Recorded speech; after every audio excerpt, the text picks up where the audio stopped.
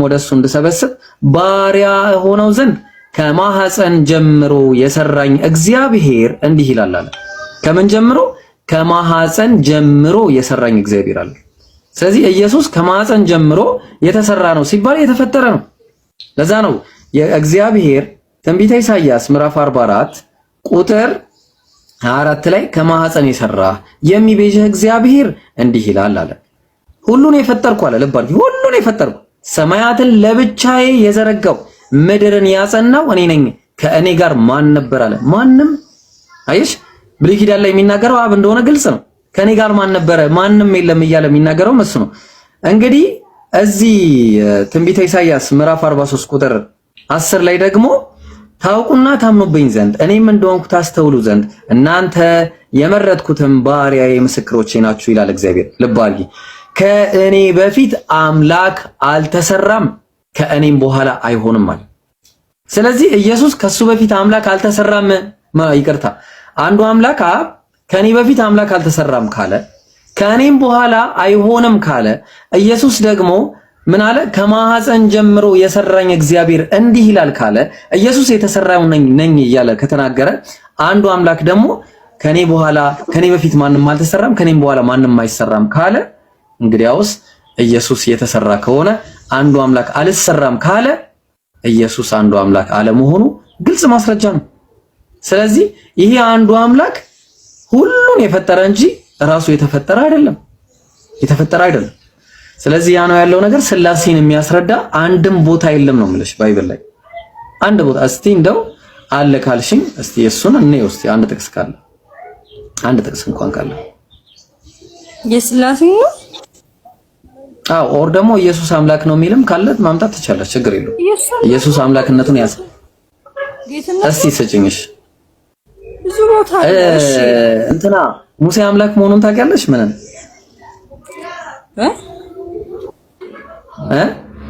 አምላክ ሙሴ አምላክ መሆኑን ታውቂያለሽ? ሙሴ አምላክ አይደለም ሰው ነው። ኦሪት ዘጸአት ምዕራፍ 7 ቁጥር 1 ላይ እግዚአብሔር በፈርዖን ላይ አምላክ አድርጎ ልኮኛል አለ። አምላክ አድርጎ ልኮኝ። ማን ነው አምላክ ያደርገው? እግዚአብሔር።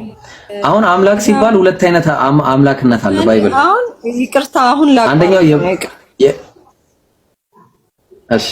እሺ አቋርጥ ስለ በሙሴው ጉዳይ ማለት ነው እንትን ነው። አሁን የባይብል ዘርፍ ይሄ እንዴት ነው? የመጽሐፍ ቅዱስ ቃል ቀጥተኛ ትርጉም አይተረጎምም በባህሪው። እንደዛ ሁለት አይነት አምላክነት አለ ሲባል ልነግርሽ እኮ አላዳመጥሽም። አንደኛው የባህሪ አምላክ አለ፣ ሁለተኛው የጸጋ አምላክ አለ። ስለዚህ ባይብል ላይ ነቢያቶች ሁሉ የእግዚአብሔር ቃል የመጣላቸው ሁሉ አምላክ ተብለዋል፣ ግን አምላክ ሆነው አይደለም። የባህሪ አምላክ ሳይሆኑ የጸጋ አምላክ ነው። ኢየሱስም የጸጋ አምላክ እንጂ የባህሪ አምላክ ተብሎ አንድም ቦታ አያውቅም።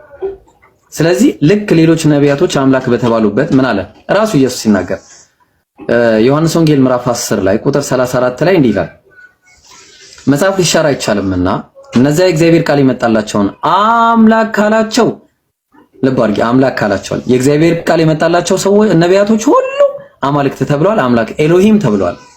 አይሽ? ስለዚህ አንዱ አምላክ በባህሪ የራሱ አምላክነት ሲሆን ኢየሱስ ግን በመገኘት ያገኘው አምላክነት ነው። አንድም ቦታ ደግሞ አምላክ ተብሎም አልተጠራም። በነገራችን ላይ ሰዎች ብለውት ሊሆን ይችላል ያሉት ግን ለምሳሌ አንድ ጥቅስ መጥቀስ እንችላለን። እሱ አረማይክ፣ ዕብራይስጥና አረብኛ ሴሜቲክ ቋንቋዎች ናቸው። ሴሜቲክ ላንጉዌጅ ከሚባሉት ውስጥ ነው የሚመደቡት።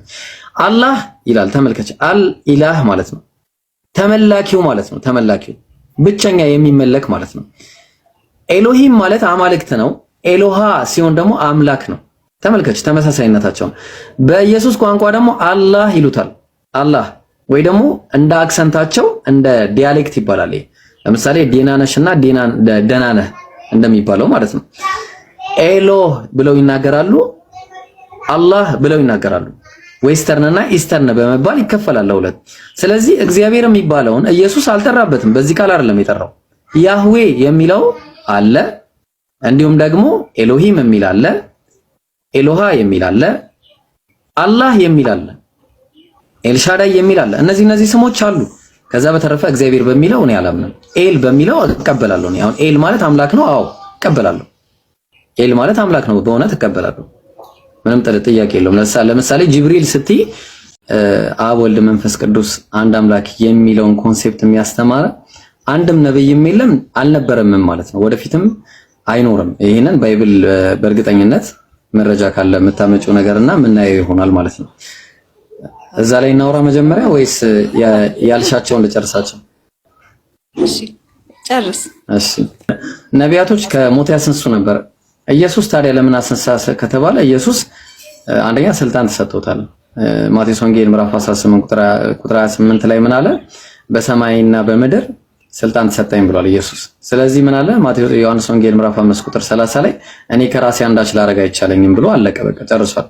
እንደሰማው ፈርዳለሁ፣ ፍርዴም ቅን ነው፣ የላከኝን ፍቃድ እንጂ ፍቃዴን አልሻምና አለ። ስለዚህ በራሱ የሚያደርገው ነገር ምንም የለም።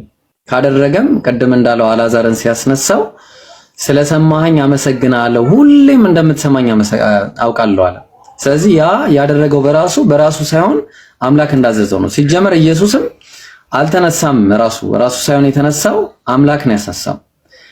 ሐዋርያት ሥራ ምዕራፍ 5 ቁጥር 30 ላይ የአባቶቻችንን አምላክ ኢየሱስን አስነሳው ይላል።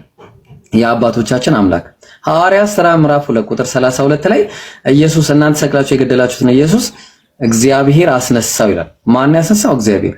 እዛ ጋር የአባቶቻችን አምላክ ብሎ የጠቀሰው እዚህ ጋር ኢየሱስን ማስነሳቱ ግልጽ የሆነ አባቱ ማስነሳቱን ይናገራል ማለት ነው፣ በራሱ ሳይሆን። ሌላኛው እስቲ ስላሴ ላይ እስቲ ክናርግና እስቲ አንቺን የምጠይቅሽ እኔ ቅድም ስናገር የነበረው የአንድ አምላክ ኮንሴፕትን ከማስተማር ውጪ የስላሴን ኮንሴፕት ያስተማረ አንድ ነብይ እስቲ። ኦኬ አሁን አንተ እያልከኝ ያለው እኮ ሆነም ቀረም አሁን ኢየሱስ አምላክ አይደለም አምላክ ነው የሚለው ባይብላችሁ ራሱ እግዚአብሔር ነው እያልከኝ፣ ለዛ ልሰግጂ የሚገባው ለእግዚአብሔር ነው እያልከኝ ነው። ከዛ በመቀጠል ደግሞ አንተ ደግሞ እግዚአብሔርን አላመልክም፣ እኔ እግዚአብሔርን አላምንም እያልከኝ። እግዚአብሔርን አይደለም ማን ማመልክ እግዚአብሔር የሚለውን ጠርቶ ታያቅም እኮ ነው የምልሽ። መነንዬ እኔ እንዳመልከው እንዴት ታረጋኛለህ? መነንዬ እኔ እግዚአብሔር ብሎ ጠርቶ ያቅም እኮ ነው ያልኩሽ ያለው። እግዚአብሔር ማለት እግዚ ለተመልከች እግዚ ማለት ይጸጽታል ማለት ባደረገው ነገር ይጸጸታል ብለሽ ታምኛለሽ? አንዱ አምላክ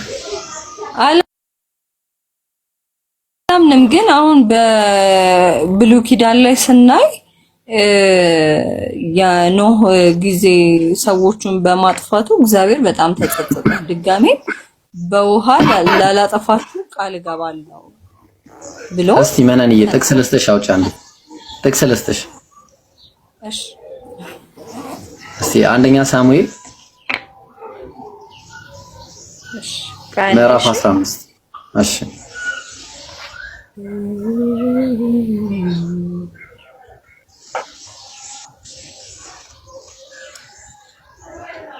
አንደኛ ሳሙኤል ነው ያልከኝ? አንደኛ ሳሙኤል ምዕራፍ 15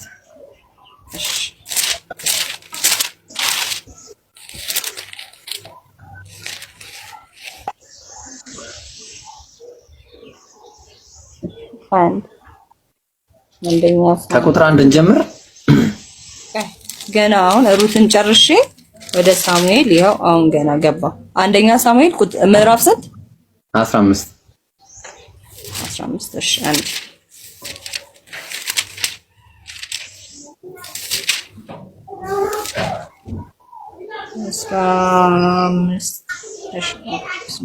አስራ አምስት ቁጥር ስንት? ቁጥር ከአንድ እንጀምር እስከ 11 እናነባዋለን። እስቲ እናንብበው። አንብቢልኝ እስቲ ወይስ እኔ ላንብብልሽ? አዎ እሺ። አንደኛ ሳሙኤል ምዕራፍ 15 ከቁጥር 1 እንጀምር። ሳሙኤልም ሳኦልን አለው በሕዝቡ በእስራኤል ላይ ንጉሥ እንድትሆን ቀባህ ዘንድ እግዚአብሔር ላከኝ አለው። አሁንም የእግዚአብሔርን ቃል ስማ አለው። አሁን ልብ አድርጊ፣ እግዚአብሔር ሊናገር ነው። የሰራዊት ጌታ እግዚአብሔር እንዲህ ይላል፣ እስራኤል ከግብጽ በወጣ ጊዜ አማሌቅ በመንገድ እየተቃወመ ያደረገበትን እበቀላለሁ አለ። የዛሬ 400 ዓመት በፊት ማለት ነው። ይህ ክስተት ከመከሰቱ 400 ዓመት በፊት ምን ተደርጎ ነበረ? እስራኤላውያንን ተቃውሞ ወጥቶ ነበር አማሌቅ። ከዛ አሁን እግዚአብሔር ምን ሊያደርግ ነው? እንግዲህ አሁን 3 ቁጥር ላይ እንሂድ። አሁንም ሄደህ አማሌቅን ምታ፣ ያላቸውንም ሁሉ ፈጽመህ አጥፋ፣ አትማራቸው፣ ወንዱንና አትማራቸው የሚለውን ያዥልኝ። ወንዱንና ሴቱን፣ ብላቴናውንና ሕፃኑን፣ በሬውንና በጉን፣ ግመሉንና አህያውን ግደል አለው። ይሄ ትእዛዝ ነው ሰጠው። ሕፃናቱን ሁሉንም ግደል ብሎ ማለት ነው። አትማራቸው ብሎ ነግሮት ነበር። ከዛ ቀጠለና ቁጥር 4 ላይ ሳኦልም ሕዝቡን ጠርቶ በጌልጌላ ቆጠራቸው 200,000 እግረኞች ከይሁዳም 10,000 ሰዎች ነበሩ። ሳኦል ወደ አማሌቅ ከተማ ወጣ፣ በሸለቆውም ውስጥ ተደበቀ። ሳኦል ቄናውያንን ተነስታችሁ ሂዱ፣ ከግብጽ በወጡ ጊዜ ለእስራኤል ልጆች ቸርነት አድርጋችኋልና ከአማሌቅ ጋር እንዳላጠፋችሁ ከመካከላቸው ውረዱ አላቸው። ቄናውያንም ከአማሌቃውያን መካከል ሄዱ። ሳኦልም አማሌቃውያንን ከኤውላጥ ጀምሮ በግብጽ ፊት እስካለው እስከ ሱር ድረስ መታቸው። ኦኬ እሺ፣ ችግር የለውም። እሱን ካመጣሽ እናያለን ኢንሻአላህ። እስቲ አሁን አንቺ የምታስቢውና ኢየሱስ እኔ ሙስሊም ነኝ። አዎ ደነገጥሽ? ምን ነው? አይ ኢንሻአላህ ስትል ያወኩት እንጂ ሙስሊም አልመሰልከኝም። እሺ ለዛ ከሙስሊም ውጪ ማን ነው ነብይ ነው ብሎ የሚያምን? አልተሰቀለም ብዬ እየተከራከርኩሽ።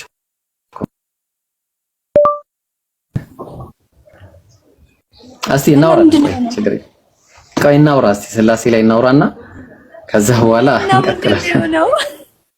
ቆይ አንዴ ስላሴ እስቲ ኢየሱስ ያስተማረበት አለ ብለሽኝ ነበርና እስቲ አንድ ጥቅስ ንገሪኝ። ምን ብለሽኝ ነበር? አሁን እኮ ግራ አጋባኝ። ሙስሊም ስላሴን የሚያስረዳ አንድ ጥቅስ ንገረኝ። ማን ነው ነገር አለ? አይ ቲንክ ማቴዎስ ወንጌል ምዕራፍ 28 ቁጥር 19 ላይ ያለ ጥቅስ ጠቅሰሽልኝ ነበር። እዛ ላይ ምን አለ? ሂዱና በአብ በወልድ በመንፈስ ቅዱስ ስም እያጠመቃችሁ ደቀ መዛሙርት ያድርጓቸው የሚለውን ጠቅሰሽ ነበር አይደለ? በነገራችን ላይ ደስ የሚል ውይይት ነው የምታደርጊውና በዚሁ ቀጥይ። እኔም ደስ ይለኛል እንደ አይነት ሰው ሳገኝ ዝም ብዬ ነው ማዳመጠው። እስቲ ይሄ ስላሴን ያስረዳል ብለሽ ታምኛለሽ? ምንን?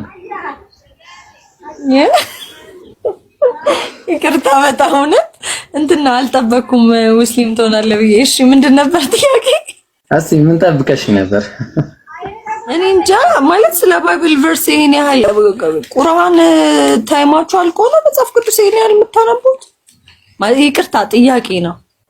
ችግር የለውም። አይ እናነባለን፣ ቁርአንም እናነባለን፣ ሁለቱንም እናነባለን። እኔ ለምሳሌ አባቴ ኦንሊ ጂሰስ ነውና በዛ ምክንያት ነው ማጠናውና ያ ነው ምክንያት የምራሱ። እሺ እስቲ አሁን ይሄ ጥቅስ ኢየሱስን አምላክ ያደርገዋል ብለሽ ኦር ከስላሴ አንዱ ነው ብለሽ ሊያሳምን የሚችል አንድ ጥቅስ አንድ ነገር አለ ኮንሴፕት ላይ? ወልድ ነው ክርስቶስ። ወልድ ማለት እኮ መወለድ ማለት ባይብል ላይ ምን አለ መሰለሽ? መዝሙረ ዳዊት ምዕራፍ 91 ቁጥር 2 ላይ ተራሮች ሳይወለዱ ይላል።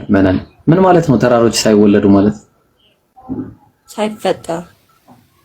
ስማርት። ስለዚህ መወለድ ማለት መፈጠር በሚለው ይመጣል። ስለዚህ ኢየሱስ እግዚአብሔር አንተ ልጄ ነህ እኔ ዛሬ ወለድኩ ሲለው በዳዊት ከተማ ስለተወለደው ኢየሱስ